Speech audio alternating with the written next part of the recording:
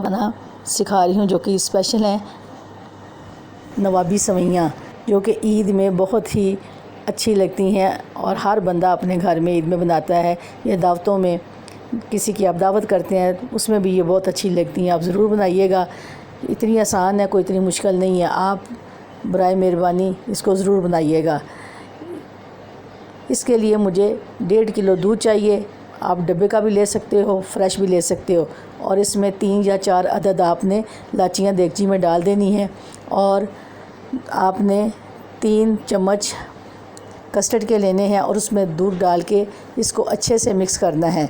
अभी दूध के नीचे आपने आग नहीं लगानी, अभी आप जो मैं आप चीज़ें बता रही हूँ उसी तरह आपने करना है।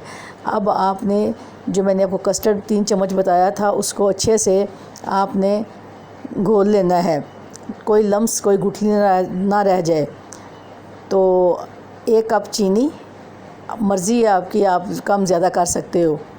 अब मैंने जो आपको बताया कि वो कस्टर्ड जो मैंने मेल्ट किया है उसको आपने वो भी दूध में डाल देना है और इसको दूध में डालने के बाद आप इसको हिला लें, अच्छे से मिक्स कर लें।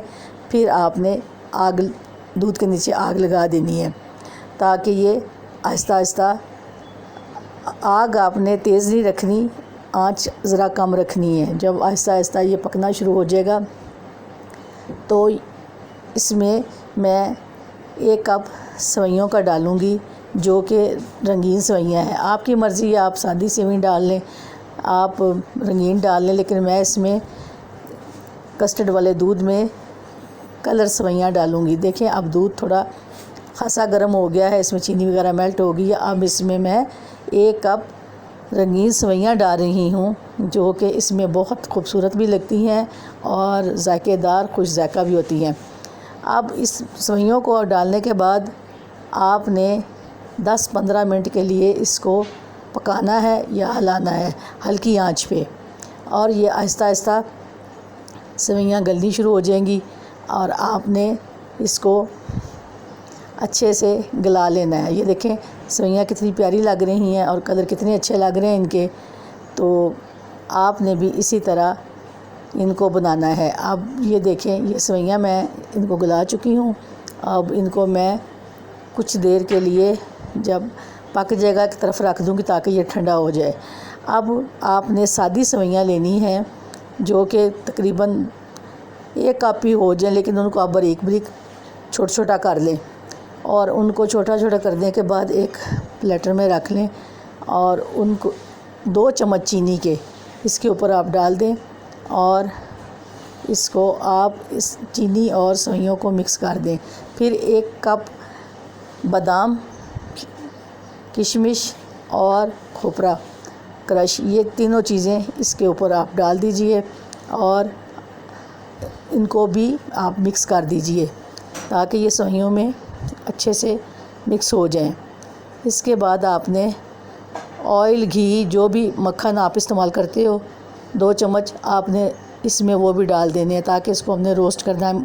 सेवइयाँ पहले ही रोस्ट हैं लेकिन हमने थोड़ा सा ऑयल या घी में इनको अच्छे से फिर रोस्ट करना है, जिस तरह के मैं कर रही हूँ। लेकिन फिर भी इसमें थोड़ी सी क्रंच रह जाएगा। आप इसमें थोड़ा सा दूध भी डाल सकते हो, 3-4 चम्मच आप दूध के डाल दीजिए ताकि ये सेवइयाँ थोड़ी सी नरम हो जाएं और थोड़ी क्रंच भी रहें। अब ये देखिए मैंने इसमें थोड़ा सा दूध डालना है जो कि 2-3 चम्मच हैं या 4 चम्मच हैं। अब इसको मैं अच्छे से हिलाऊंगी, हिला के इनको मिक्स करूंगी और आप इसी तरह कीजिएगा जिस तरह के मैं कर रही हूँ। ये बहुत आसान है, कोई इतना मुश्किल नहीं है। अगर आप कोशिश करें तो माशाल्लाह इसी तरह बनाएंगी जिस तरह के मैं बना रही हूँ। ये नवाबी सेवइयाँ हैं जो कि दावतों में और ईद के करीब आप बनाना सीखिए और ईद वाले दिन बनाइए ताकि घर वाले सब खुश हों। अब एक आपने अच्छा सा बाउल लेना है, उसमें ये जो हमने रोस्ट किए हैं नट्स के साथ उनको थोड़ा सा निकाल के पतला पतला बारीक बारीक करके उसकी बेस बना लें डोंगे में। उसको फैला के उसकी अच्छी सी बेस बना लीजिए और जब इसकी आप अच्छी सी बेस बना लो तो इस पे जो हमने ठंडा करने के लिए कस्टर्ड रखा था जो कि लिक्विड फॉर्म में था उसको आपने इनके ऊपर डाल देना है। इन सवैयों के ऊपर डाल देना जिसकी हमने बेस बनाई है। अब आप देखिए ये बिल्कुल चारों तरफ से कस्टर्ड और रंगीन सवैयाँ और ये रोस्टेड सवैयाँ आपस में मिक्स हो गई हैं और हमने तमाम कस्टर्ड इसमें डाल दिया। ये जो मैंने कुछ नट्स बचाए थे ये भी हाफ़ कप आपने बादाम, खोपरा और किशमिश ये चीज़ें भी आपने अपने पास रख लेनी। अब जो वो मैंने आपको बताया था कि थोड़ी सेवियाँ बच गई हैं वो आपने इसके ऊपर कस्टर्ड के ऊपर लगानी शुरू कर देनी है और इसकी लेयर बनानी है आपने, ताकि इसके ऊपर पूरी ये जो सवैयाँ बच गई हैं इनकी आप लेयर बना दीजिए।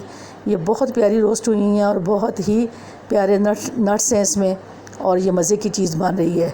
आप ज़रूर कोशिश कीजिएगा। देखिए आहिस्ता आहिस्ता अब सारी मैंने सवैयाँ ऊपर डाल दी हैं, जो नट्स बचे थे वो भी मैंने ऊपर डाल दिए हैं और ये देखने में कितनी खुश ज़ायक़ा और कितनी लजीज़ हैं। ये तो जब आप पकाएंगे तो आपको पता चलेगा। उम्मीद करती हूँ कि आप मेरी चीज़ों को नोट डाउन करते हैं।